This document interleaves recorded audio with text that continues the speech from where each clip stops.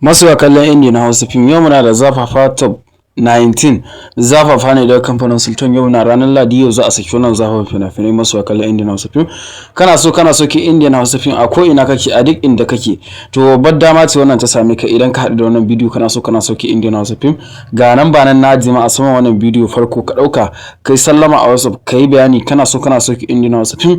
Zan ɗora ka a tsarin da zaka ringa samun Indian Hausa fim ko da yaushe. Da zarar an saki Indian Hausa fim kai tsaye zaka ringa samu, da ma dukkan wani fim da kake da bukata kai tsaye. Ga nan ba nan kawai ka ɗauka kai magana a WhatsApp domin ka sauki Indian Hausa fim, ko wani Indian Hausa fim da kake bukata.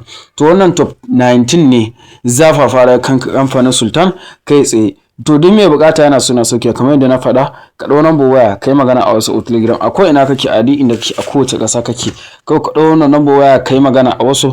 Zan ma bayani da zaka ringa sauki Indian Hausa fim. Zan ɗora ka tsarin da zaka ringa samun ko da yaushe Indian Hausa fim da zarar an saki, kuma kullum ma zaka ringa samun Indian Hausa fim da ma dukkan wani fim da kake da bukata. Ka ɗau wannan number waya ka tuntuɓe mu daga kan wasu ko Telegram, duk inda ka tuntuɓe mu zaka same mu. To kara manta garza ɗau wannan number a mana magana a wasu Telegram. A ko ina kake, a duk inda kake, a kowace ƙasa kake, ɗau wannan number waya kai magana a wasu.